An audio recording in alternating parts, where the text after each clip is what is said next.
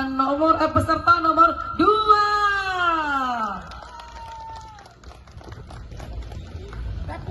Assalamualaikum warahmatullahi wabarakatuh. Waalaikumsalam warahmatullahi wabarakatuh. Selamat pagi dan salam sejahtera untuk kita semua.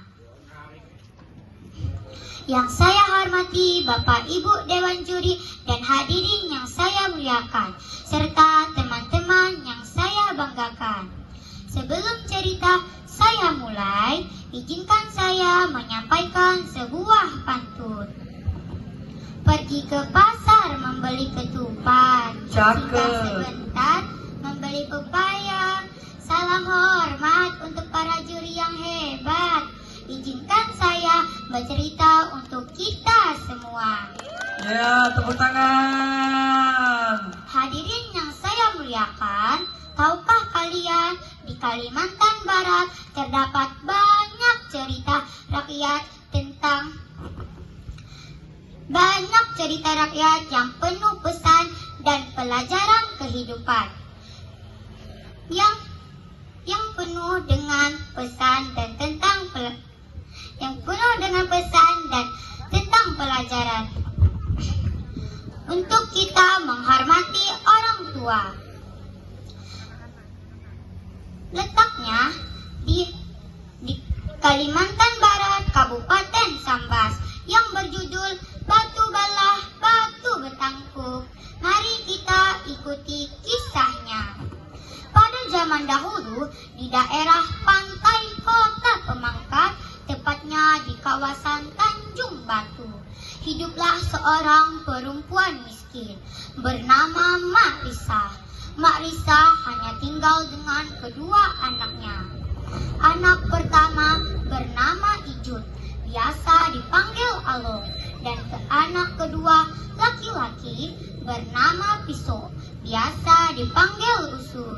Mak Risah dan kedua anaknya hidup serba kekurangan. Pekerjaan Mak Risah sehari-hari mencari kayu bakar di hutan. Pada suatu hari, Mak Risah berniat mencari telur tembakol karena tidak ada makanan yang bisa mereka makan. Sebelum pergi mencari telur tembakol, Mak Risah berpesan kepada anak yang tertua untuk menjaga adiknya.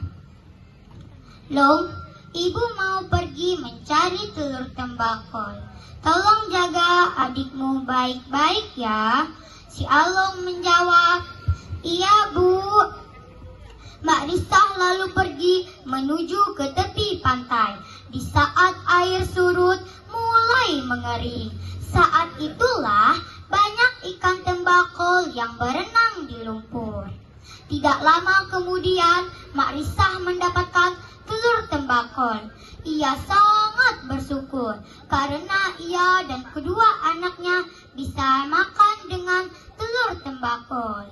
Karena sudah merasa cukup, Mak Risah pun memutuskan untuk pulang ke rumah. Sesampainya di rumah, ternyata kayu bakar untuk memasak sudah mau habis, dan rempah-rempah untuk memasak sudah habis. Dengan kayu seadanya, Mak Risah merebus telur tembakol yang ia dapatkan di tepi pantai. Lalu ia pergi lagi mencari kayu bakar dan rempah-rempah. Sebelum ia pergi, ia berpesan lagi kepada anak yang lebih tua. Long, telur tembakol sudah diletakkan di tungku perapian. Kalau sudah masak, boleh diangkat. Ibu pergi mencari kayu bakar dan rempah-rempah terlebih dahulu. Kalau ibu pulang, kita masak lagi telur tembakolnya dan kita makan bersama-sama. Mak Risah pergi mencari kayu bakar walaupun ia merasa lelah dan lapar sekali. Tapi mau bagaimana lagi? Tidak lama kemudian adiknya menangis karena kelaparan. Kakaknya yang masih kecil kebingungan karena adiknya menangis tanpa henti. Kakaknya pun mengambil satu telur tembakau dan diberikan ke adiknya yang kelaparan. Tapi adiknya masih lapar juga. Si kakak pun mengambil satu persatu telur tembakau dan diberikan ke adiknya. Melihat adiknya makan dengan lahap, si kakak pun ingin memakannya. Apalagi ia dari pagi hari belum makan. Ia pun mengambil satu telur tembakau dan memakannya. Merasa telur tembakau sangatlah enak dan perutnya pun masih terasa lapar.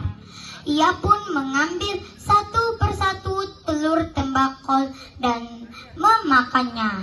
Tidak terasa, telur tembakau sudah habis dimakan kakak beradik tanpa tersisa. Tidak lama kemudian, ibunya pulang dari mencari kayu bakar dan rempah-rempah. Ia terkejut melihat telur tembakau di dalam panci sudah habis sambil mengelus dada. Lalu berkata kepada anak perempuannya, "Tidak kasihankah Long engkau dengan ibu? Satupun telur tembakau tidak kau sisakan untuk ibu Long." Lalu si Along menjawab, "Adik menangis tanpa henti Bu, karena kelaparan.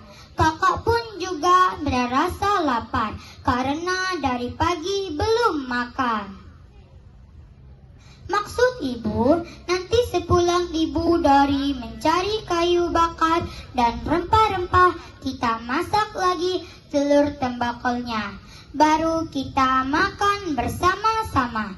Tapi satupun telur tembakau tidak tersisa. Tidak kasihankah Long engkau dengan ibu? Mendengar kata-kata yang disampaikan ibunya, si Along pun merasa sedih dan menyesal.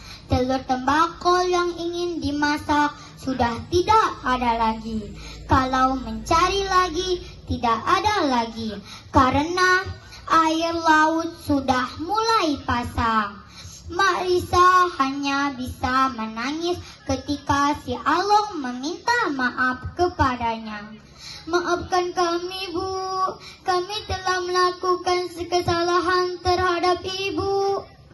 "Tidaklah Long, ibu sudah komponan mau makan telur tembakau."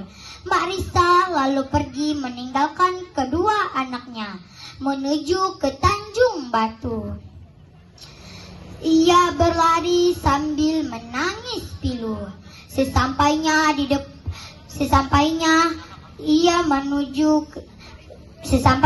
depan mulut batu bala, Mak Risa memohon, "Batu bala, batu betangku, tangkupkan aku, anggan kakiku.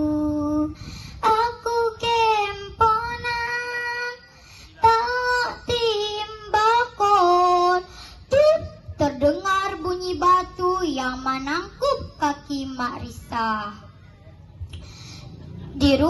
Sementara itu di rumah Along menyadari kalau ibunya tak kunjung pulang. Hari pun semakin gelap. Ia pun menyusul ibunya sambil menggendong adiknya dan memanggil-manggil orang tuanya. "Uma, Uma, balik udek. Uma, Uma, balik udek.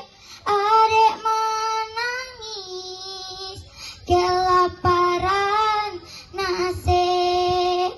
Sagalnya Uma, ninggalkan kami."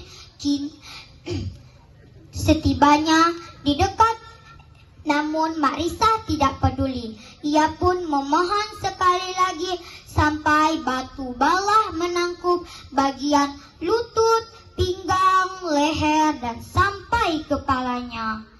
Oh batu bala, tangkupkanlah bagian lutut, pinggang, leher, dan sampai kepalaku.